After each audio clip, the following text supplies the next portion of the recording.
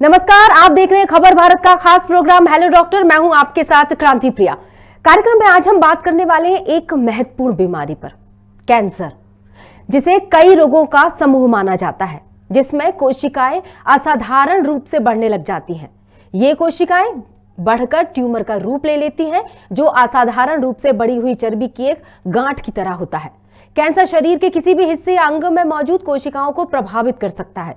Cancer से बचाव, जानकारी और इसके लक्षणों को पहचानना ही एकमात्र इससे सुरक्षित रहने का तरीका हो सकता है। तो क्या हो सकते हैं इसके प्रकार, क्या हो सकते हैं इसके लक्षण, कैसे इसको पहचानकर शुरुआती दौर में सुरक्षित रहा जा सकता है, ये तमाम जानकारियां देने के लिए आज स्टूडियो में विशेष रूप से मौजूद है हमारे साथ डॉक्टर प्रतीक तिवारी जी। इनका परिचय देते हैं हम आपको। एमडी है, ये डीएम है मेडिकल ऑन्कोलॉजी। बहुत बहुत स्वागत है डॉक्टर प्रदीप आपका। नमस्ते। डॉक्टर प्रतीक, जिस तरह से हम बात कर रहे हैं कैंसर की, थोड़ी बहुत जानकारी जो हमें होती है वो हमने दर्शकों को बता दी। मुख्य रूप से क्या वही जिस हम गांठ की बात कर रहे हैं वही कैंसर है, या नॉर्मली किसी भी गांठ को कैंसर का रूप नहीं समझा जा सकता? बिल्कुल सही कहा आपने। हर गांठ कैंसर की गांठ नहीं है। गांठ क्या एक प्रकार कैंसर होता है, तो उसी के लिए हम कैंसर की जो गांठ है उसकी बायोप्सी करते हैं। एंड अगर उसमें कैंसर डिटेक्ट होता है या कैंसर दिखता है तभी हम उसको कैंसर मानते हैं। अदरवाइज बहुत सारे दूसरे कारण हैं जिसके कारण गांठ, शरीर में गांठ हो सकती है।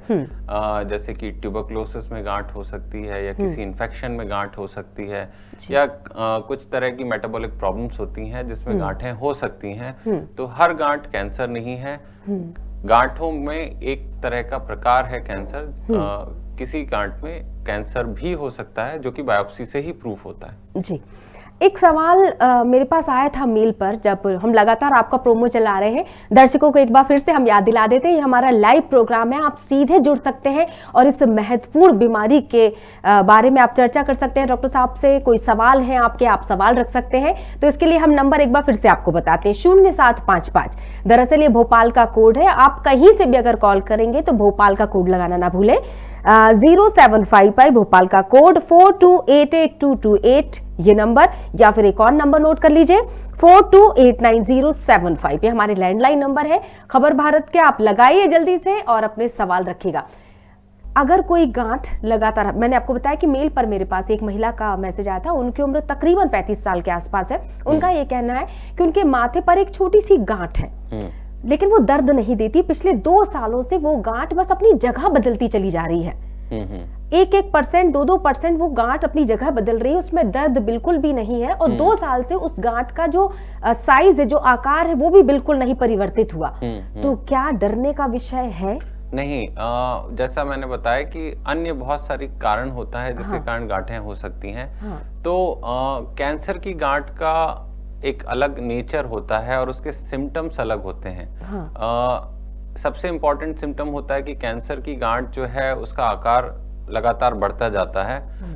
सेकंड, उसमें से कई बार एबनॉर्मल ब्लीडिंग हो सकती है, कई बार उसके कारण बाहर की जो स्किन है वो फट सकती है, जिसके कारण वहाँ पे रिसाव हो सकता है। तो कैंसर की अगर आपको कोई गांठ है और वो कई समय से, मतलब कि महीनों या सालों से स्टैटिक बनी हुई है, यानी कि उसका आकार नहीं बदल रहा है, तो बहुत ज्यादा चांस है कि वो कैंसर की नहीं है। उससे डरने की जरूरत नहीं है। बिल्कुल। अब हम बात करते हैं कि क्या ये संभव है कि कैंसर के अलग अलग प्रकार महिला और पुरुषों में अलग अलग तरह से देखने को मिलते हैं, यानी कि कुछ खास प्रकार हैं जो पुरुषों में ज्यादातर देखने को मिलते हैं, कुछ खास प्रकार हैं जो महिलाओं में कैंसर का रूप देखने को मिलता है? बिल्कुल सही। देखिए क्या है, महिलाओं में होने वाला सबसे कॉमन कैंसर जो हमारे इंडिया या वर्ल्ड वाइड अगर देखा गया है जी, तो वो स्तन का कैंसर है, ब्रेस्ट कैंसर सबसे कॉमन कैंसर है जी। पुरुषों में होने वाला सबसे कॉमन कैंसर जो होता है वो है लंग कैंसर, यानी फेफड़ों का कैंसर, और दूसरा ओरल कैविटी यानी कि मुंह का कैंसर जो देखते हैं काम। तो ये दोनों कैंसर जो हैं सामान्यतः स्मोकिंग या टोबैको से रिलेटेड हैं, जो कि पुरुषों में कॉमन प्रॉब्लम है या कॉमन एडिक्शन है, जिसके कारण ये पुरुषों में ज्यादा होता है। महिलाओं में चूंकि ये कम, हमारे यहाँ वेस्टर्न कल्चर थोड़ा कम है, तो हमारे यहाँ स्मोकिंग एंड टोबैको थोड़ा कम है, तो इसलिए ये चीजें महिलाओं में कम होती हैं। पर ऐसा नहीं है कि महिलाओं में ये मुंह का कैंसर या फिर फेफड़ों का कैंसर नहीं होता है। कॉमनली उनमें स्तन कैंसर ज़्यादा पाया जाता है, पुरुषों में मुंह का कैंसर और लंग कैंसर ज़्यादा मिलता है। जी।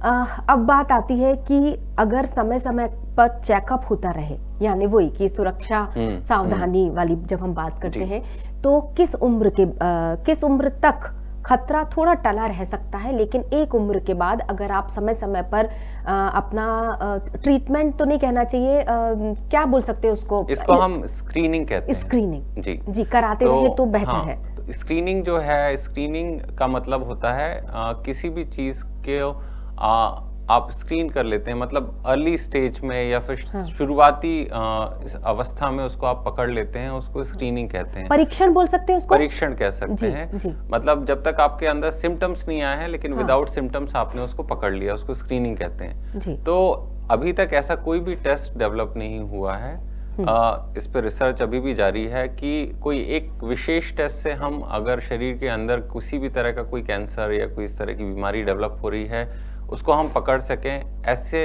इसके लिए शोध चल रहा है, पर अभी ऐसा कोई सिंगल टेस्ट नहीं है जिससे आप कैंसर का पता लगा सकते हैं। पहली बात तो ये है, हर कैंसर के लिए अलग अलग स्क्रीनिंग टेस्ट अवेलेबल हैं, अलग अलग गाइडलाइंस अवेलेबल हैं। जैसे कि ब्रेस्ट कैंसर अगर हम ले लें, सामान्यतः जो कि महिलाओं में होता है, उसके लिए ये गाइडलाइन बोली गई है कि 50 साल के बाद हर महिला को साल में एक बार अपना मैमोग्राम जिसको कहते हैं, जिसको हम ब्रेस्ट का एक्सरे कहते हैं, वो करवाना चाहिए।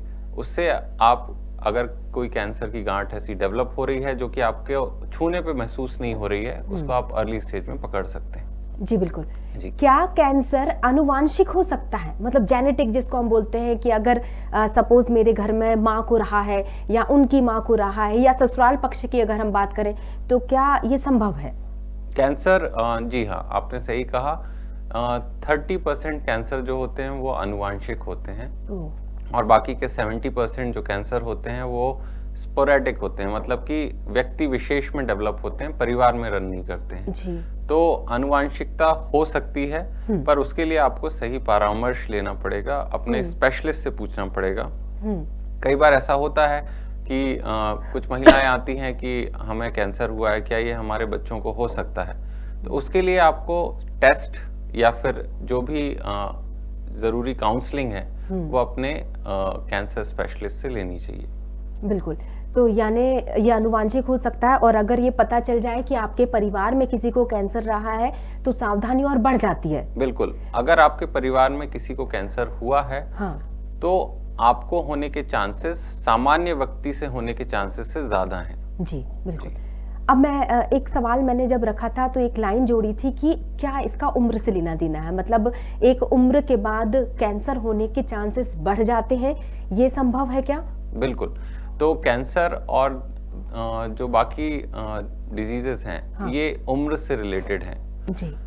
कैंसर के जैसे जैसे आपकी एज बढ़ती जाती है, कैंसर होने की संभावना बढ़ती जाती है। इसका रीजन यही है कि आपके अंदर की जो सेल्स हैं वो डैमेज होती जाती हैं, उनमें एजिंग होता जाता है, और जैसे जैसे उनकी एजिंग और एज बढ़ती जाती है, उनमें त्रुटि आने के चांसेस बढ़ जाते हैं, और ये त्रुटि ही कैंसर आगे जाके डेवलप करता है। अब एक महत्वपूर्ण सवाल ये उठता है कि कई बार मान लीजिए किसी व्यक्ति को कैंसर हुआ, वो शुरुआती दौर में नहीं समझ पाया, लक्षणों को भी नहीं पहचान पाया क्योंकि जानकारी का अभाव था। अब ये पहले स्टेज से दूसरे स्टेज पर पहुंच गया, तो इन स्तरों के अनुसार भी उपचार संभव हो सकेगा, या एक स्तर पर आकर इस बीमारी को लाइलाज करार दे दिया जाता है? अभी की स्टेज में, अभी की जो वर्तमान स्थिति में हम कहते हैं कि जो पहली और दूसरी स्टेज या तीसरी स्टेज में कैंसर जो है वो क्योरेबल होता है। पहली स्टेज में ऑलमोस्ट सभी तरह के कैंसर के ठीक होने के चांसेस लगभग 80% होते हैं। थर्ड स्टेज में आते आते वो ठीक होने के चांसेस करीब 40% से 30% हो जाते हैं। फोर्थ स्टेज में अभी तक फिलहाल कुछ कैंसर्स को छोड़ के अधिकतर जो कैंसर हैं वो लाइलाज हैं, और उनमें हम केवल ट्रीटमेंट के द्वारा व्यक्ति विशेष की आयु को बढ़ा सकते हैं। ट्रीटमेंट के द्वारा उसका ट्रीटमेंट लंबे समय तक चलता रहता है और उससे उनकी बीमारी कंट्रोल रहती है और जिसके द्वारा उसकी आयु को बढ़ाया जा सकता है और कैंसर के कॉम्प्लिकेशंस को कम किया जा सकता है। जी। जिस तरह से अब माहौल एकदम बदल गया है, कोरोना काल से पहले तक अगर बात की जाए तो लाइफस्टाइल एकदम अलग हुआ करती थी लोगों की। तमाम तरह के फास्ट फूड से लेकर फिजिकल एक्टिविटी से कम जुड़ते थे लोग, लेकिन ये 2 साल में लोगों की जिंदगी लगभग बदल गई है कि अब वो फिटनेस फ्रीक हो गए हैं, अपने ऊपर ध्यान देने लग गए हैं, डाइट चार्ट पर काम करने लग गए हैं, फिजिकल एक्टिविटी पर ध्यान देने लग गए हैं। जी। क्या बदलते अगर हम इस दौर की बात करना चाहें तो क्या कैंसर की संभावना भी कम हुई है? नहीं, इसको ऐसे नहीं कह सकते कि कैंसर की संभावना कम हुई है जी। क्योंकि हाँ, कुछ कैंसर लाइफस्टाइल से एसोसिएटेड होते हैं, बट कुछ कैंसर्स जो होते हैं वो उसका लाइफस्टाइल से कोई रिलेशन नहीं है। डेफिनेटली अगर आप योगा, एक्सरसाइज और अच्छी डाइट और धूम्रपान और इस तरह के एडिक्शन से दूर रहते हैं तो आपको उस कैंसर की संभावना कम हो जाएगी। पर ऐसा नहीं है कि आपको कैंसर नहीं डेवलप हो सकता। कैंसर किसी भी व्यक्ति को कभी भी डेवलप हो सकता है जी। बेशक आजकल ये कोविड जो है वो फैंसी बीमारी बना हुआ है, पर इसके आ जाने से जो दूसरी बीमारियों का रिस्क है वो कम नहीं होता जी। जैसे जैसे दौर निकला, पीढ़ी दर पीढ़ी की मैं बात कर रही हूँ, नई नई बीमारियां सामने आने लगी, कुछ ऐसे बीमारियों के नाम सामने आने लगे जिनके बारे में हमने कभी सुना ही नहीं था। तो क्या कैंसर का भी कोई ऐसा नया नाम जिसके बारे में जागरूकता की अभी कमी है? नहीं, कैंसर तो पहले भी था और अभी भी है। बस यही है कि कैंसर पहले डिटेक्ट नहीं हो पाता था क्योंकि हमारे पास हमारी जो हेल्थ इंफ्रास्ट्रक्चर है वो इतना अच्छा नहीं था और जो ग्रास रूट लेवल पे यानी कि पेरिफेरीज में इतने अच्छे विशेषज्ञ नहीं थे या फिर हम कह सकते हैं कि नॉलेज का अभाव था, जिसके कारण लोग डिटेक्ट नहीं हो पाते थे, टेस्ट नहीं हो पाता था। आजकल वो टेस्ट हो पाता है, लोगों को पता है कि इस तरह की कोई बीमारी होती है और लोगों को पता है कि अगर इस तरह की कोई बीमारी होती है तो उनको किसके पास भेजना है ताकि उसका सफलता से इलाज हो सके। तो आज की डेट में डिटेक्ट भी ज्यादा हो रहा है एंड डेफिनेटली मैं ये भी कहना चाहूंगा कि इंसिडेंस भी बढ़ा है। इंसिडेंस का मतलब होता है कि आजकल कैंसर ज्यादा हो रहा है। उसके रीजन कई हो सकते हैं। एडिक्शन हो सकता है, आपका लाइफस्टाइल हो सकता है, आपका एनवायरनमेंट हो सकता है जो कि लगातार चेंज हो रहा है। तो ये सारे रीजंस के कारण कैंसर का इंसिडेंस या होने की दर जो है पॉपुलेशन में वो बढ़ रही है। क्या आप इस बात को मानते हैं कि जागरूक लोग ज्यादा लापरवाह हो गए हैं आजकल? हाँ, देखिए, लापरवाही पहले भी थी और अभी भी है। अज्ञानता पहले भी थी, अभी भी है, लेकिन ये भी है कि कई लोग जानते हुए भी अज्ञान बने रहते हैं। एक सिगरेट के पैकेट में भी लिखा रहता है कि इसके कारण कैंसर हो सकता है, पर उसको देखते हुए भी अनदेखा करना, ये हमारे सामान्य जीवन का इग्नोरेंस है जो कि हम रोज देखते हैं। बिल्कुल बिल्कुल, क्योंकि ऐसे लोगों की तादाद है। हम आए दिन जब इस तरह के केसेस पढ़ते हैं तो समझ में आता है कि लोगों को पता है कि उनके लिए हानिकारक है, लेकिन बावजूद इसके वो जो अभी आपने उदाहरण दिया कि सिगरेट के पैकेट पर लिखा होता है तो उस पैकेट को पलट देते हैं, लेकिन उसे छोड़ना नहीं छोड़ पाते। बिल्कुल, यानी देख के जो अनदेखा करना चाहिए उसका सही एग्जाम्पल यही है। बड़े बड़े में उसकी तस्वीर के साथ लगा रहता है लेकिन कोई उसको नहीं देखता। बिल्कुल सही है। एक और कैंसर के बारे में हमने ज्यादातर सुना हुआ है, वो है सर्वाइकल कैंसर। इसको लेकर थोड़ा जानकारी में दर्शकों को हम चाहेंगे। तो सर्वाइकल कैंसर जो है वो सेकंड मोस्ट कॉमन यानी कि दूसरे नंबर का कैंसर है जो कि महिलाओं में होता है, हमारे इंडियन फीमेल में। एंड जो मैक्सिमम इसका जो कॉज है, मतलब कि किस कारण से ये होता है, इसको कहते हैं हम एक ह्यूमन पेपिलोमा वायरस करके होता है। ये वायरस एसोसिएटेड कैंसर है, मतलब पहले फीमेल को वो वायरल इन्फेक्शन होगा और ग्रेजुअली उस इन्फेक्शन के कारण आगे जाके कैंसर की गांठ बन जाएगी। ये सर्विक्स में होता है। सर्विक्स यानी बच्चादानी, कॉमनली बच्चादानी के निचले भाग को सर्विक्स कहा जाता है, तो उसमें होने वाला कैंसर है। और इसके लिए भी स्क्रीनिंग टेस्ट अवेलेबल है। स्क्रीनिंग टेस्ट मतलब अगर उस वायरस का इन्फेक्शन आपको हो चुका है तो उसके कारण कुछ लक्षण दिखने लगते हैं आपके जो एपिथेलियम में, जिसको हम पैप स्मीयर, जो कॉमन टेस्ट कहते हैं, स्क्रीनिंग टेस्ट जिसको पैप स्मीयर कहते हैं, उसके द्वारा इसको डिटेक्ट किया जा सकता है अर्ली स्टेज में और इसकी रोकथाम की जा सकती है। इसके लिए एक वैक्सीन भी अवेलेबल है, मतलब क्योंकि ये वायरस इंड्यूस्ड कैंसर है, तो अगर आप इस वैक्सीन को आप अपने लाइफ की शुरुआती अवस्था में, जिसको 13 से 14 इयर्स की एज में माना जाता है, इस वैक्सीन को अगर आप लगा लेते हैं तो सर्वाइकल कैंसर से प्रोटेक्शन 99% हो सकता है। ओह, यानी कि कुछ कैंसर से बचाव के लिए वैक्सीन अवेलेबल है। इसके लिए पर्टिकुलरली सर्वाइकल कैंसर के लिए पर्टिकुलर, यानी ऐसे कैंसर जो कि वायरस के कारण होते हैं। 3-4 कैंसर ऐसे मैं बता सकता हूँ, जैसे कि सर्वाइकल कैंसर, ये ह्यूमन पेपिलोमा मैंने आपको बताया उसके कारण होता है। सेकंड मोस्ट कॉमन कैंसर जो हमने देखा है वो है लिवर कैंसर, जो कि हेपेटाइटिस बी के कारण होता है, और अगर आप उसके लिए वैक्सीनेट हो जाते हो हेपेटाइटिस बी या सी के लिए, तो आपको लिवर कैंसर होने के चांसेस कम हो जाते हैं। तो 1-2 इस तरह के कैंसर हैं जिनके लिए वैक्सीन्स भी अवेलेबल हैं। इस उदाहरण से, मतलब एक केस के माध्यम से मैं सवाल रख रही हूँ, अस्वच्छता की वजह से भी कैंसर का कारण हो सकता है, जैसे कि ओवरी का कैंसर। एक महिला थी जिनको था यूरिनरी ब्लैडर कैंसर। ये वर्ड मैंने उसी समय सुना था, फिर जब ट्रीटमेंट चला फिर समझ में आया कि ये अस्वच्छता की वजह से था। तो महिलाओं में खास तौर से ओवरी या यूरिनरी ब्लैडर कैंसर इस वजह से भी होता है? नहीं, ये अस्वच्छता से तो नहीं होता, मतलब नॉन हाइजीनिक कंडीशन से नहीं होता।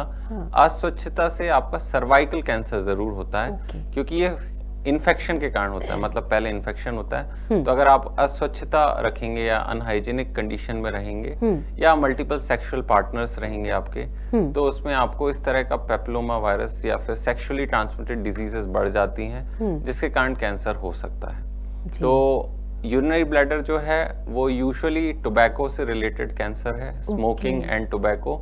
एंड दूसरा, it is occupational hazard also, मतलब कि कुछ तरह की डाई इंडस्ट्री में, जैसे कि ऐसे लोग जो डाई इंडस्ट्री में काम करते हैं, उनको ये पर्टिकुलर कैंसर होता है। कुछ जो हमारे टेक्नीशियंस होते हैं जो कि डाई के संपर्क में आते हैं, तो इन डाई के थ्रू वो कैंसर उनको हो सकता है। तो रंग रोगन करने वाले, डाई यूज करने वाले या डाई बनाने वाले या डाई फैक्ट्री में काम करने वाले, इन लोगों को क्योंकि वो डाई उनके सिस्टम में आ जाता है और वो सिस्टम अल्टीमेटली ब्लैडर का कैंसर करवा सकता है। ओह, मतलब आपका प्रोफेशन भी कई बार बिल्कुल बीमारी का कारण। जी, आपका प्रोफेशन तो इस पे एक अलग ही चीज है कि कई ऑक्यूपेशंस आपको कैंसर करवा सकते हैं।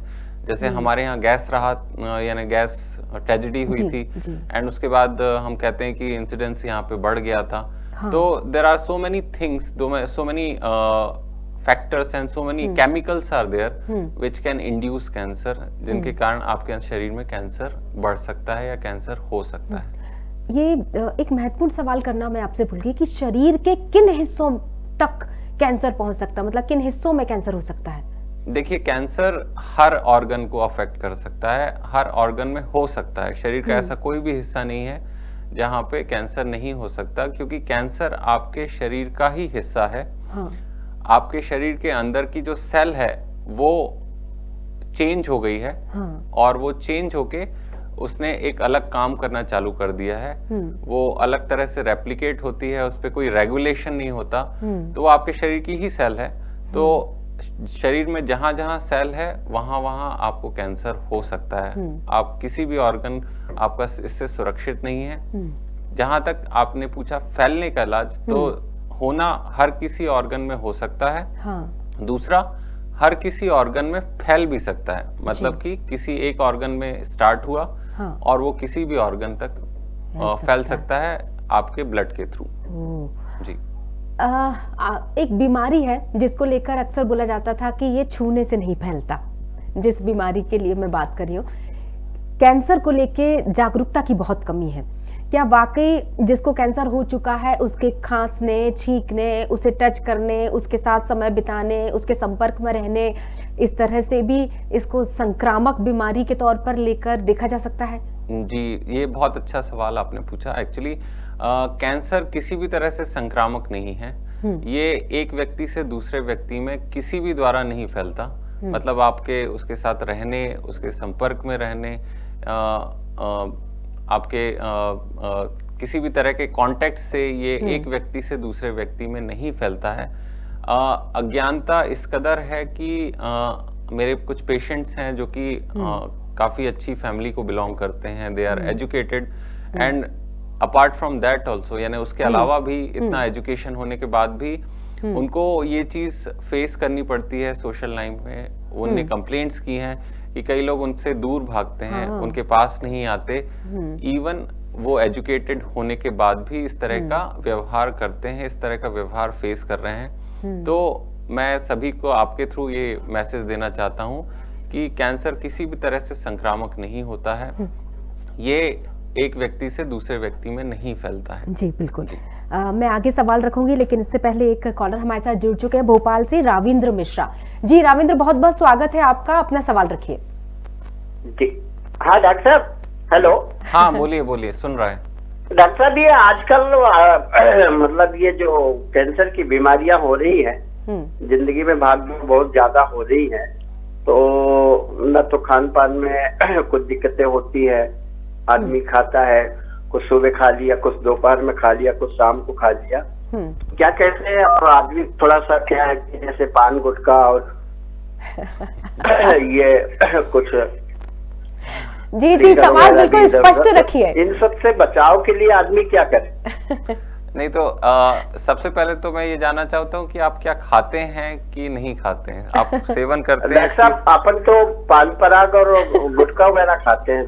हाँ, तो आपको कहने का मतलब यह है कि ये खाना चाहिए कि नहीं खाना चाहिए? ये नहीं खाना चाहिए, बिल्कुल नहीं खाना चाहिए। अगर आप इसका एडिक्शन कर रहे हैं, आप इसको खाने में यूज कर रहे हैं, तो मेरा आपको सलाह रहेगी कि आप इसको रोक दें, क्योंकि इसके कारण अगर आप बहुत ज्यादा खाते होंगे तो आपके मुंह में चेंजेस दिखने लगे होंगे, जैसे आपका मुंह हो सकता है कम खुल रहा हो, या फिर आप कुछ तरह के मसाला, अगर मसालेदार कुछ खाते होंगे तो वो ज्यादा लगता होगा आपको। ये सारे लक्षण आने लगते हैं। इसको हम सबम्यूकस फाइब्रोसिस कहते हैं। ये कैंसर डेवलप होने के पहले की स्टेज है। मतलब अगर ये सारी चीजें आपको हो रही हैं तो ये एक लक्षण है कि ये एक अलार्मिंग साइन है कि अब बंद कर दीजिए, नहीं तो आगे जाके एक्सीडेंट होने वाला है। दूसरा अच्छा डॉक्टर साहब, मैं इसके लिए देखिए छोड़ने के भी बहुत सारे रास्ते हैं। कुछ दूसरे तरह के ऐसे नॉन कैंसरस चीजें भी आती हैं जो कि आप खा सकते हैं। कई बार आप नहीं छोड़ पाते, मैं समझता हूँ, एक प्रैक्टिकल प्रॉब्लम है। मैं यहाँ से बैठ के आपको बोल सकता हूँ कि आप छोड़ दो, पर छोड़ना बहुत मुश्किल होता है। डी एडिक्शन, अपने आप को उस चीज से दूर करना बहुत मुश्किल होता है। तो उसके लिए भी डी एडिक्शन सेंटर हैं, परामर्श लीजिए, कोशिश करिए। कुछ ऐसी चीजें आती हैं, कुछ ऐसे सब्सटेंस आते हैं,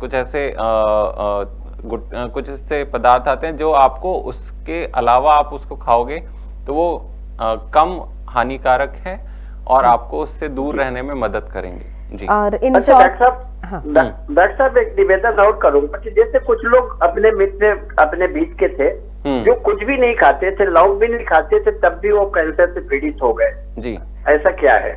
ये ऐसे 90% लोगों की सोच है। बिल्कुल सही है, बिल्कुल बिल्कुल। देखिए हम उसको अभी आज से ही छोड़ दें, वो सही रहेगा। जी। और बट कुछ लोग ऐसे हैं अपने बीच में थे कि लौंग भी नहीं खाते थे, फिर भी उनको कैंसर से वो ग्रसित हो गए। बिल्कुल, जवाब देंगे डॉक्टर साहब। देखिए ये बहाना, वो क्या है, मन को खुश रखने के लिए बहाना है, ख्याल ही अच्छा है, वो अच्छी चीज है। देखिए ये क्या होता है कि इसके खाने से, मतलब कि अगर आप लौंग या ये गुटखा या फिर इस तरह का जर्दा खाते हैं या स्मोक करते हैं तो आपको कैंसर होने के रिस्क बढ़ जाता है, आपका रिस्क बढ़ जाएगा। पर नहीं, अधिकांश जैसे मैं निवेदन करूंगा डॉक्टर साहब कि हम तो ठीक है, मैं आपको पान पराग खा रहे हैं, मैं आपको एक्सप्लेन जो लेडीज लोग हैं वो नहीं खाती।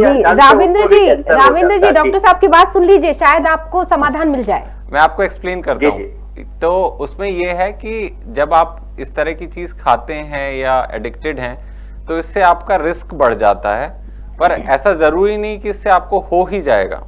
और इसका उल्टा भी वही है कि अगर आप ये चीज नहीं खाते हैं तो इससे आपका रिस्क तो कम हो जाता है, पर ऐसा जरूरी नहीं कि आपको नहीं होगा। जैसे एक एग्जांपल मैं बोलता हूं कि अगर आप शराब पी के गाड़ी चला रहे हैं तो आपके एक्सीडेंट होने के चांसेस बढ़ जाते हैं, पर जरूरी नहीं कि आपका एक्सीडेंट होगा ही। ऐसे ही अगर आप बिना शराब पिए गाड़ी चलाते हैं तो जरूरी नहीं कि आपका एक्सीडेंट नहीं होगा, हो भी सकता है। बिल्कुल बिल्कुल, ये डिपेंड करता है कि आपकी ड्राइविंग कैसी है बस। चलिए, बहुत बहुत शुक्रिया राविंद्र जी। ये वाकई एक ऐसा सवाल था जो अक्सर बोलते हैं कि हमने तो जीवन भर कुछ नहीं किया, हमने तो जिंदगी बहुत अच्छे तरीके से जी, खान पान पे अच्छा ध्यान रखा, हम फिटनेस फ्रीक भी रहे और फिर भी हमारे ऊपर कैंसर आ गया। तो बहुत सारे कारण हैं, मुझे ऐसा लगता है दर्शकों को ये जानना चाहिए। नहीं, इसका मतलब ये नहीं कि आप हेल्दी लाइफस्टाइल या ये सब चीजें नहीं अपनाएं। बिल्कुल, अगर आप एक हेल्दी लाइफस्टाइल रखते हैं, आप अपनी डाइट मेंटेन करते हैं, आप इन सब चीजों से दूर रहते हैं, तो आपका चांसेस बढ़ जाते हैं। मतलब बहुत हद तक चांस है कि आपको नहीं होगा। अब जैसे आप कोविड फैल रहा है तो हम बोलते हैं कि आप मास्क लगा के रखिए, आप दूर रहिए, तो ये सब चीजें आपके रिस्क को कम करता है। आप किसी तरह की अगर कोविड होना है तो उसके रिस्क को कम करता है, पर इसका ये मतलब नहीं कि आपको कोविड नहीं हो सकता, कभी भी नहीं हो सकता, उसके बाद भी हो सकता है। इसलिए तो बार बार सरकार भी बोल रही है, हम सब भी ये निवेदन करते हैं कि भाई वैक्सीन लगवाइए, और वैक्सीन लगवाने के बावजूद मास्क लगाइए, 2 गज की दूरी बना के रखिए और भीड़ इकट्ठा मत कीजिए। बिल्कुल बिल्कुल जी। जिस तरह से मैं एक सवाल कीमोथेरेपी से जुड़ा हुआ रखना चाह रही थी, समय कम बचा है, लेकिन ये एक महत्वपूर्ण सवाल है कि लोगों के मन में ये बैठ गया है डर कि अगर कैंसर की वजह से कीमोथेरेपी, क्योंकि होना ही है, कीमोथेरेपी होती है तो शायद अब हम नहीं बच सकते। अब तो मतलब मैं आपको आम धारणा के बारे में बता रही हूँ, इसलिए ये सवाल रख रही हूँ। नहीं, ये बहुत इम्पोर्टेंट क्वेश्चन है और ये आंसर होना चाहिए। लोग, मैंने देखा है अपनी प्रैक्टिस में कि लोग कैंसर से ज्यादा उसके ट्रीटमेंट से ज्यादा डरते हैं। और कुछ पेशेंट ऐसे भी होते हैं जो कि बायोप्सी नहीं करवाना चाहते, जो कि चाहते भी नहीं कि हम हॉस्पिटल जाएं या हम इस तरह की चीर फाड़ करवाएं या फिर बायोप्सी करवाएं। तो सबसे इम्पोर्टेंट तो चीज़ है कि आप किसी भी बीमारी के ट्रीटमेंट से नहीं डरिए, क्योंकि ट्रीटमेंट आपको मारने के लिए नहीं होता, आपको ठीक करने के लिए होता है। और आप जितना लेट करेंगे, आपके ठीक होने के चांसेस उतने ज़्यादा कम हो जाएंगे। दूसरा, आजकल जिस तरह की फैसिलिटीज अवेलेबल हैं, पिछले अगर मैं कंपेयर करूं 10 साल पहले की स्थिति से अभी की स्थिति, तो आज की डेट में आप बहुत अलग खड़े हुए हैं। आजकल हमारे पास नई दवाइयां हैं, नया तरह का ट्रीटमेंट है, जिससे आपको कम से कम साइड इफेक्ट्स में, जिसमें कई बार हेयर फॉल भी नहीं होता, कम से कम ट्रीटमेंट में, कम से कम साइड इफेक्ट्स में अच्छे से अच्छा रिजल्ट मिल सकता है। नई तरह की सर्जरीज अवेलेबल हैं, जिससे आपके पूरे ऑर्गन को काटने की जरूरत नहीं मिलती, आपके ऑर्गन को बचाया जा सकता है। नए तरह की रेडिएशन टेक्निक्स अवेलेबल हैं, जो कि फोकस्ड रेडिएशन देती हैं, आपके पूरे शरीर को ऊपर रेडिएशन का असर नहीं पड़ता है। तो 10 साल पहले की चीज और अभी की चीज में बहुत ज्यादा डिफरेंस है। और मेडिकल फील्ड यही है कि मेडिकल फील्ड हर साल अपडेट होती है, नई नई चीजें आती हैं, नई नई जानकारियां आती हैं, नई नई दवाइयां आती हैं। तो आप पुरानी दकियानुसी सोच और पुराने लोगों के विश्वास से प्रभावित ना हो और किसी स्पेशलिस्ट से कंसल्ट करें। बिल्कुल सही बात है। बहुत बहुत शुक्रिया डॉक्टर प्रतीक जी। और बता देते हैं दर्शकों, डॉक्टर प्रतीक तिवारी हमारे साथ जुड़े हुए थे, तमाम जानकारी आपके साथ साझा कर रहे थे। एमडी है, डीएम है मेडिकल ऑन्कोलॉजी। और जिस तरह से डॉक्टर साहब ने बताया कि दरअसल इसको आपको समझना होगा, इसके लक्षणों को पहचानना होगा, और इस पूर्व धारणा से ग्रस्त बिल्कुल मत रहिए कि अगर आपकी लाइफस्टाइल अच्छी चल रही है दैट मीन्स कि आपको कैंसर कभी हो नहीं सकता। बिल्कुल नहीं, सुरक्षा में ही सावधानी है। और ये भी ध्यान रखिएगा कि अगर किसी को कैंसर हो जाता है तो ये भी उन्होंने स्पष्ट कर दिया है कि ये ऐसी बीमारी नहीं है जो छूने से फैलती हो। ऐसे व्यक्तियों का संबल बनिए, उनका साथ दीजिए, उनको मोटिवेट कीजिए ताकि वो जल्दी उस बीमारी से बाहर आ सके। तब तक के लिए मुझे यानी क्रांति प्रिया को यही दीजिए इजाजत। नमस्कार।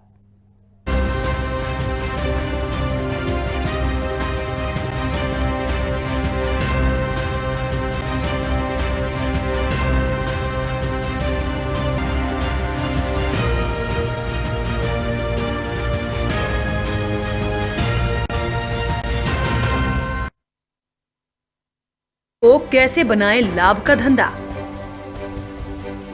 कृषि व्यवसाय से क्यों नहीं मिलता उचित लाभ? अब ना हो निराश, खबर भारत है किसानों के साथ।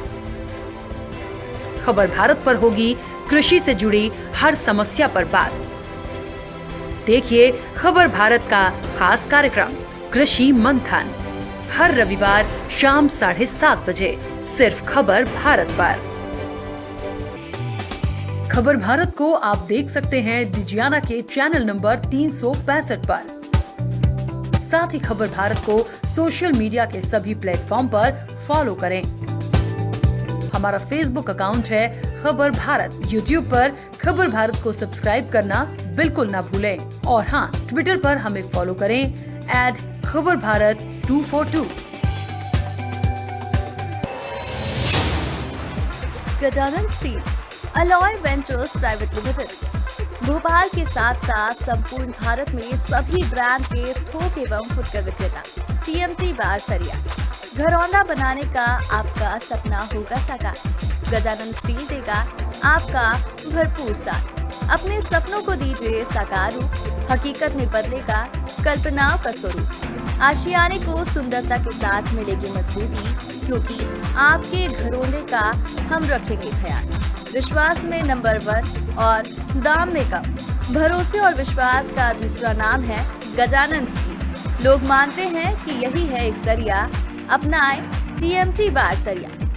Authorised dealer steel authority of India limited, 61A जय भवानी सोसाइटी, बावरिया कला, फूडी रेस्टोरेंट के पास, भोपाल। अधिक जानकारी के लिए आप हमसे इस नंबर पर संपर्क कर सकते हैं 9584262222।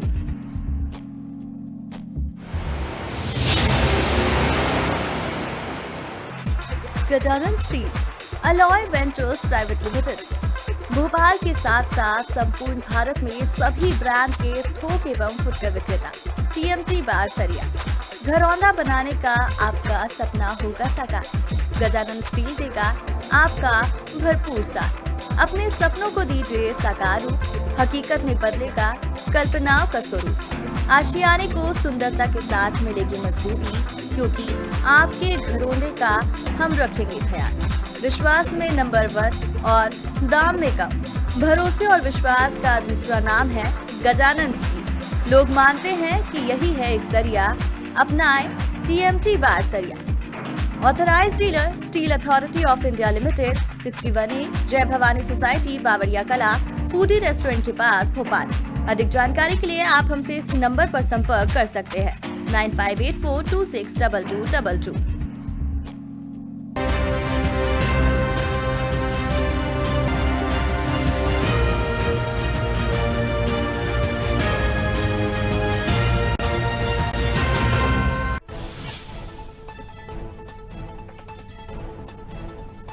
देश में बीते 24 घंटे में 2,69,000 केस आए सामने, 309 लोगों की मौत। तीसरी लहर में पहली बार एक्टिव केसों की संख्या 15 लाख के पार।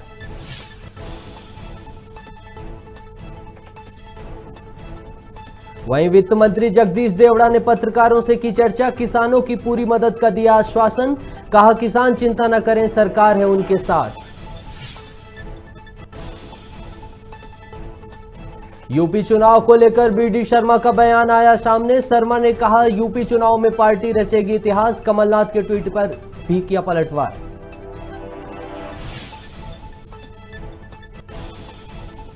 MP बोर्ड के 10वीं और 12वीं एग्जाम पर सस्पेंस बरकरार। 31 जनवरी तक कोरोना का पीक नहीं आया तो अप्रैल तक टलेंगे एग्जाम। स्कूल शिक्षा विभाग वेट एंड वॉच प्लान की स्थिति में। वहीं रायपुर में पति ने पत्नी को जिंदा जलाया। शराब के लिए रुपये नहीं देने पर पीटा और फिर केरोसिन डालकर लगा दी आग। पुलिस ने आरोपी को किया गिरफ्तार।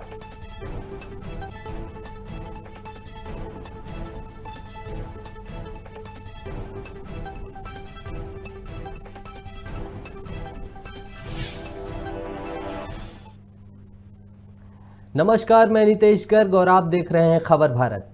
चलिए बढ़ते हैं खबरों की ओर। RSS संघ प्रमुख मोहन भागवत बर्मान पहुंचे और नर्मदा यात्रा कर रहे संत महामंडलेश्वर ईश्वरानंद महाराज के दर्शन किए। वहीं इसके बाद भागवत नरसिंहपुर से जबलपुर की ओर रवाना हो गए।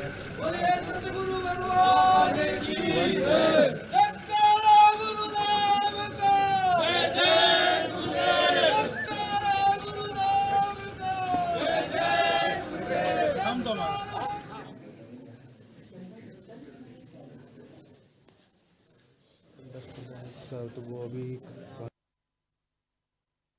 बढ़ती संक्रमण दर को रोकने के लिए जहां वयस्कों के बाद अब स्कूली बच्चों के टीकाकरण को बढ़ावा दिया जा रहा है, शासकीय स्कूल में स्वास्थ्य अधिकारियों द्वारा 15 से 18 वर्ष के किशोरों के लिए टीकाकरण महाअभियान का जायजा लेने कलेक्टर दिनेश जैन पहुंचे, जहां उन्होंने टीकाकरण की सूची के अनुसार 10वीं के छात्र फैजान से अफसरों से फोन लगाकर स्पीकर चालू करके टीका लगवाने की बात कही, जिस पर छात्र ने टीकाकरण को असुरक्षित बताते हुए टीका लगवाने से मना कर दिया, जिसके बाद शाजापुर जिला कलेक्टर दिनेश जैन ने वैक्सीन नहीं लगवाने का कारण उसका नाम स्कूल से काटने का फरमान जारी कर दिया। इतना ही नहीं, कलेक्टर ने बच्चे के परिजनों को मिलने वाली शासकीय सुविधाओं को रोकने के लिए अधिकारियों को निर्देश दे दिए हैं।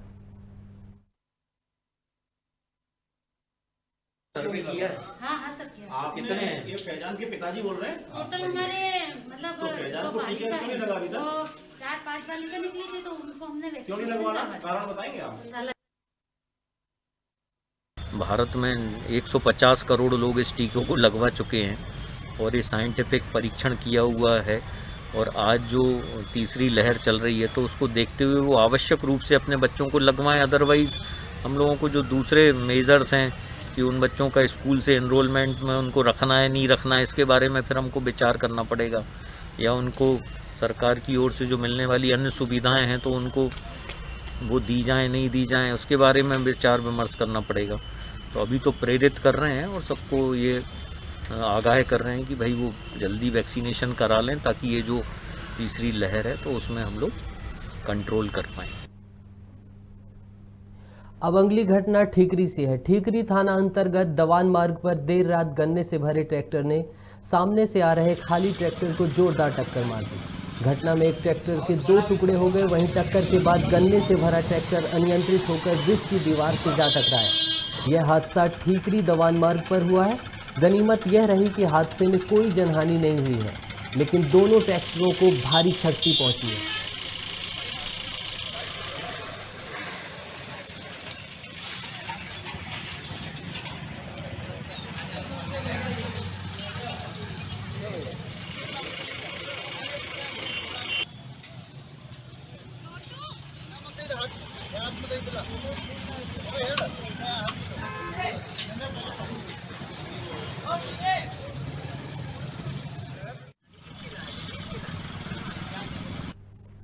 शाजापुर के सुंदरसी में करंट की चपेट से आने से एक युवक की मौत हो गई।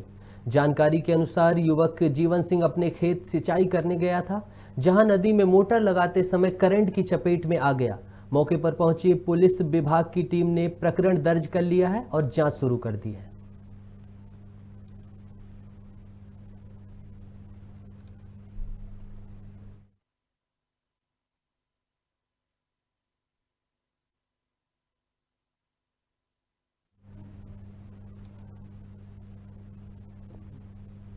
वन विभाग के क्षेत्रों में हाथियों का कोहराम जारी है। अगली खबर सूरजपुर से है। सूरजपुर वन परिक्षेत्र में हाथी के हमले से एक युवती की मौत हो गई। वहीं युवती की बड़ी बहन मुश्किल से जान बचाकर भाग पाई। दोनों बहनें बकरी चराने वन परिक्षेत्र गई थीं, जहां हाथी ने दोनों बहनों पर हमला कर दिया और इस मामले को देखकर ग्रामीण दहशत पे आ गए। साथ ही घटना स्थल पर पहुंचकर सहयोग करने की कोशिश की और हाथी को रेस्क्यू सेंटर में रखने की मांग की। मामले पर वन मंत्री और अधिकारियों ने जल्द ही नियम के तहत ग्रामीणों की पूरी करने का आश्वासन दिया है और कहा है कि हम हाथी को जल्द से जल्द वन परिक्षेत्र से हटा देंगे।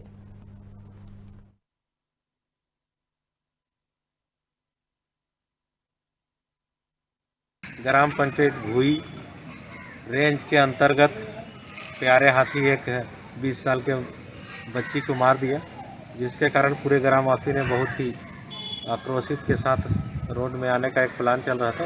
तब तक जिला पंचायत अध्यक्ष राजकुमारी मरावी को सूचना दी। अब हम लोग उनके सभी ग्रामवासी को सांत्वना दिए। माननीय वन मंत्री से भी चर्चा हुआ, DFO साहब से भी चर्चा हुआ। इसके बाद सभी लोग से सांत्वना दिए कि जैसे कोरोना खत्म हो तो आपको कार्य यहीं बैठ के फैसला किया जाएगा।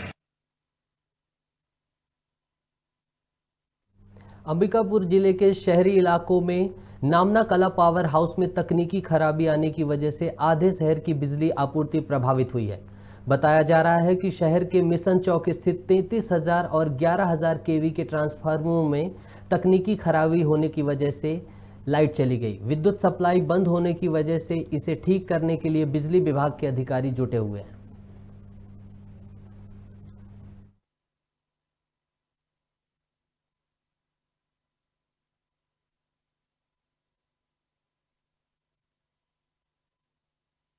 पावर ट्रांसफार्मर का जो बुशिंग के पास से तेल निकलने लगा, उसमें आग पकड़ लिया था। तो अचानक फायर ब्रिगेड को बुला करके आग को बुझाया गया और अभी पावर ट्रांसफार्मर का टेस्टिंग किया जा रहा है। पावर ट्रांसफार्मर सही होंगे तो फिर सारे फीडर का जो जंपर कटे हैं वो सब ठीक करके लाइन बहाल की जाएगी देर शाम तक। प्रदेश में एक ओर कोरोना की रफ्तार तेजी से बढ़ रही है तो दूसरी ओर बेमौसम बारिश से किसानों की कमर टूट रही है। लिहाजा सरकार लोगों से चिंता नहीं करने की बात कह रही है।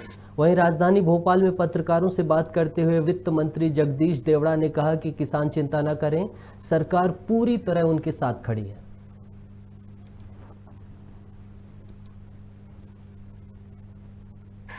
माननीय मुख्यमंत्री जी ने अभी फिलहाल जहां जहां ओलावृष्टि हुई है, मुख्यमंत्री जी खुद अशोकनगर गए हैं।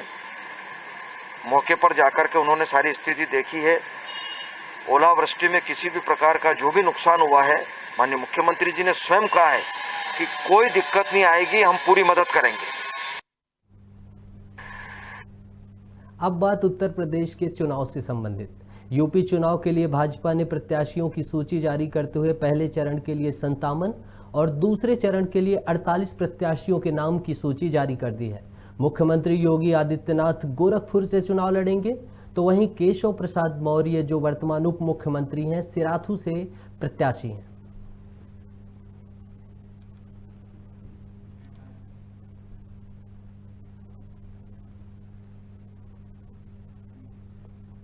यूपी चुनाव की तेज सरगर्मियों को लेकर मध्य प्रदेश बीजेपी प्रदेश अध्यक्ष बीडी शर्मा ने पत्रकारों से चर्चा की। उन्होंने कहा कि पड़ोसी राज्य होने के नाते मध्य प्रदेश के बीजेपी कार्यकर्ता उत्तर प्रदेश के कार्यकर्ताओं के साथ मिलकर काम करेंगे। साथ ही इस बार यूपी के सीएम योगी आदित्यनाथ के नेतृत्व में नया इतिहास रचा जाएगा। वहीं पूर्व सीएम कमलनाथ के ट्वीट पर पलटवार करते हुए शर्मा ने कहा कि कांग्रेस अब ट्विटर पार्टी और झूठे बयान देने वाली पार्टी बनकर रह गई है।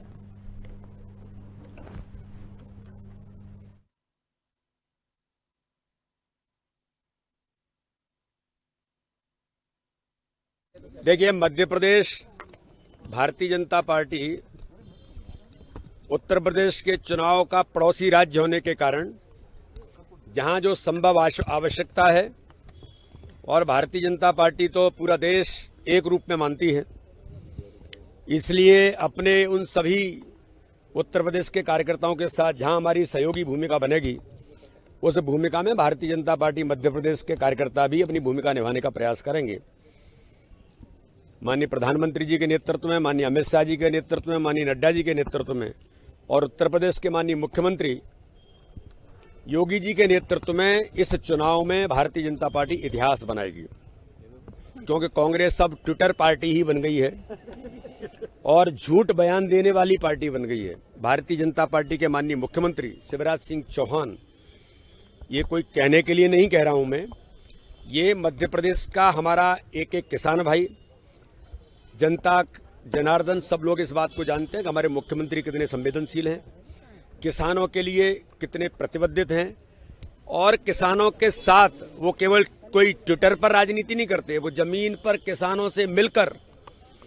और माननीय मुख्यमंत्री ने इतनी चिंता की है कि सर्वे के अंदर अगर किसी प्रकार की गड़बड़ी पाई गई तो उस अधिकारी के बारे में आप सबने सुना है क्या कहा है, मीडिया के मित्रों ने लिखा भी है। माननीय मुख्यमंत्री जी इतने संवेदनशील है, कहीं भी इस प्रकार की जो ओलावृष्टि से, अतिवर्षा से जो बातें हुई हैं, अगर किसान भाई कहीं प्रभावित हुए हैं, उनका सर्वे हो रहा है और कोई भी किसान भाई को किसी प्रकार की दिक्कत नहीं होगी। ये भारतीय जनता पार्टी की सरकार है, कमलनाथ और दिग्विजय सिंह की सरकार नहीं है।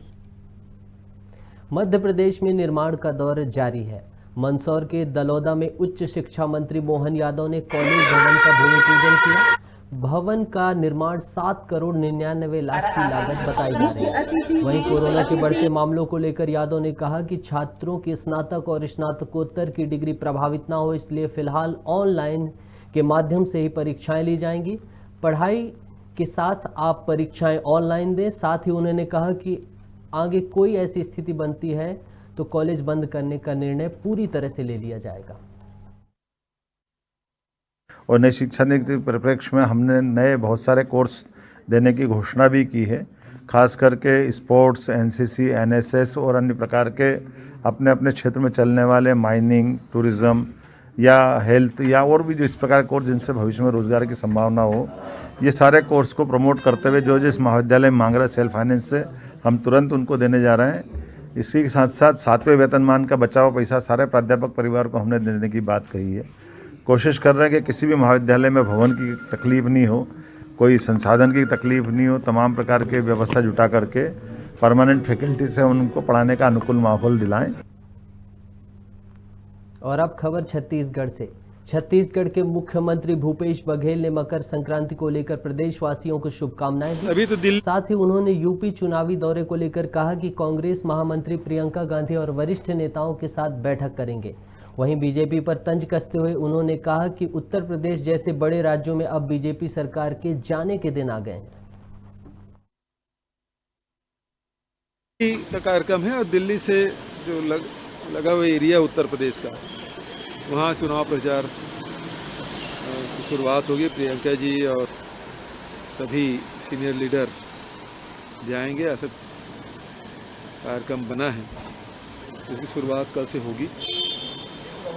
पूरे देश में भारतीय जनता पार्टी के खिलाफ जो माहौल बना है उसका ये उदाहरण है कि भारतीय जनता पार्टी की चाहे केंद्र की सरकार हो चाहे राज्यों की सरकार हो, वो आम जनता की समस्याओं से उनको कोई लेना देना नहीं। और यही कारण है कि उत्तर प्रदेश जैसे बड़े राज्य में भारतीय जनता पार्टी जो टूटन है, इस बात का संकेत है कि अब भारतीय जनता पार्टी के जाने के दिन आ गए हैं। तो आप सबको मकर संक्रांति की बहुत सारी बधाई, ढेर सारी शुभकामनाएं। खूब तिल के लड्डू खाओ और बूंदी और करी लड्डू की व्यवस्था मोहन के लिए भी करो। मीठा मीठा बोलो। अभी और अब खबर छत्तीसगढ़ से। छत्तीसगढ़ के शिक्षा विभाग में 2 दिन पहले एक डायरी सामने आई थी जिसमें पैसे के लेन देन की बात लिखी गई थी। पुलिस की जांच में सामने आया है कि ये डायरी फर्जी और मनगढ़ंत थी। इस पूरे मामले का खुलासा रायपुर पुलिस के एसएसपी प्रशांत अग्रवाल ने किया है। दरअसल पूर्व जिला शिक्षा अधिकारी गेंदा राम चंद्राकर रिटायर होने के बाद भी संविदा नियुक्ति चाहते थे, लेकिन नियुक्ति नहीं होने के कारण शिक्षा विभाग के कई अधिकारियों की छवि धूमिल करने के लिए अग्रवाल ने एक फर्जी डायरी बनाई जिसमें शिक्षा विभाग के कई अधिकारियों और शिक्षा मंत्री प्रेम सिंह टेकाम पर मनगढ़ंत आरोप लगाए हैं। इस कथित डायरी को लेकर 3 आरोपी सामने आए हैं और उन्हें पुलिस ने गिरफ्तार कर लिया है।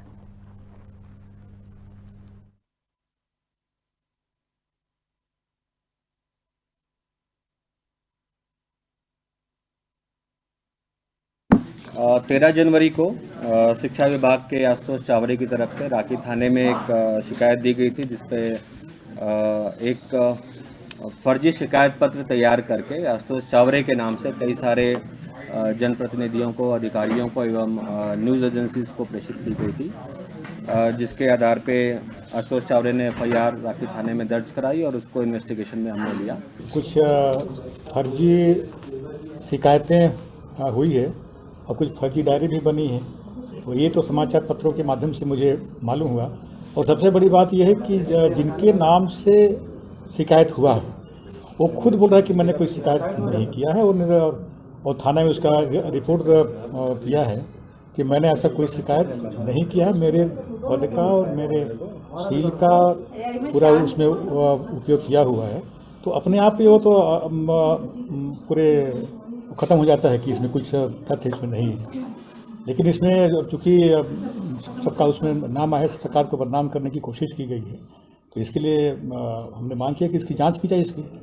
क्योंकि पहले भी आपको ख्याल होगा कि जब 2018 में जब चुनाव हो रहे थे तो उसमें भी एक फर्जी दस्तखत के नाम से, इसमें आदरणीय शैलेंद्र त्रिवेदी जी और गिरीश देवांगन जी के नाम से फर्जी दस्तखत करके उन्होंने हम लोगों का जो घोषणा पत्र था उसमें कहा कि मैं सरकार अगर आती है तो कोई हम लोग कर्जा माफी नहीं करें। तो ये भाजपा का फितरत में रहता है। और मंदसौर के शासकीय कन्या उच्चतर माध्यमिक विद्यालय में शिक्षकों का 3 दिवसीय हाईटेक प्रशिक्षण कार्यक्रम आयोजित किया गया, जिसमें शिक्षकों को कंप्यूटर और डिजिटल लिटरेसी की ट्रेनिंग दी गई। इस ट्रेनिंग को उद्यमिता संस्था अहमदाबाद और मध्य प्रदेश ओपन संयुक्त प्रकल्प के द्वारा आयोजित किया गया, जिसमें 20 से अधिक शिक्षकों को ट्रेनिंग दी गई।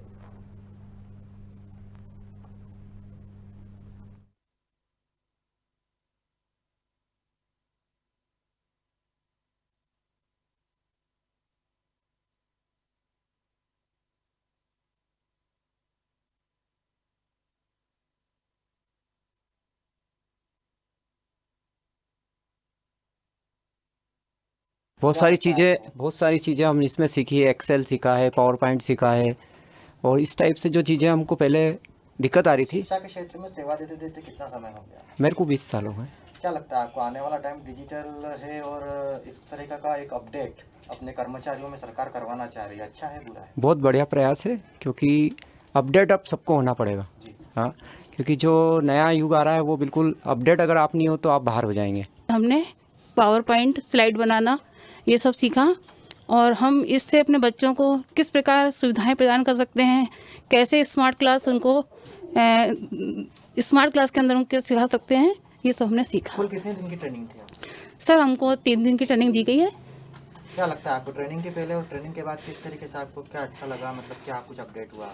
नहीं, हमें बहुत कुछ सीखने को मिला। आजकल जो नई टेक्नोलॉजी है इसके बारे में जानकारी प्राप्त हुई, क्योंकि पहले हम जैसे बच्चों को क्लास में पढ़ाते थे तो एक पुराना डर रहा था, इसमें हमें नई कुछ जानकारी प्राप्त हुई है। एक बहुत अच्छी सुविधा युक्त बस है जिसमें 20 लोगों को ट्रेनिंग हम दे सकते हैं। तो हमारे जो स्कूल के जो टीचर्स हैं, एक शाला एक परिसर के समस्त हायर सेकेंडरी, मिडिल और प्राइमरी सभी टीचर्स को यहाँ 3 दिवसीय ट्रेनिंग दी गई, और ये ट्रेनिंग बहुत अच्छी रही। हमारे शिक्षकों ने इसमें बहुत कुछ सीखा। आने वाला समय डिजिटल लिटरेसी का है, तो हमारे टीचर्स को अपडेट रहना चाहिए कि आने वाली जनरेशन को हम कैसे पढ़ाएं, और इसीलिए इस ट्रेनिंग प्रोग्राम का आयोजित किया गया। और ये वर्तमान में ये EFA स्कूल्स है, education for all. Madhya Pradesh में 52 ऐसे स्कूल हैं जिसमें मंदसौर एक है। यहाँ पर ये बस आई है, और यहाँ 3 दिन के प्रवास के बाद अब ये यहाँ से नीमच को प्रस्थान होगी। पूरे प्रदेश सहित राजगढ़ जिले में बढ़ते कोरोना संक्रमण की रफ्तार को लेकर प्रशासन अलर्ट पर है। देर शाम नरसिंहगढ़ नगर में थाना प्रभारी राविंद चावरिया और पुलिस फोर्स ने नागरिकों को कोरोना और कोरोना गाइडलाइंस का पालन कराने के लिए जागरूकता अभियान के साथ फ्लैग मार्च निकाला और नागरिकों को मास्क अनिवार्य रूप से लगाने के लिए समझाइश दी।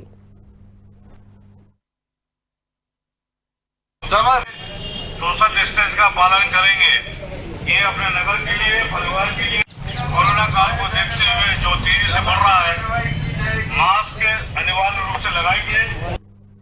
कोरिया के मनेंद्रगढ़ विधायक डॉक्टर विनय जायसवाल का एक वीडियो वायरल हो रहा है, जिसमें विधायक बिना मास्क के कार्यकर्ताओं के साथ घूम रहे हैं। वहीं इस मामले में जब पत्रकारों ने जायसवाल से सवाल किया तो उन्होंने कहा कि मैं अस्थमा का पेशेंट हूं, मास्क लगाने से सांस लेने में मुझे दिक्कत होती है।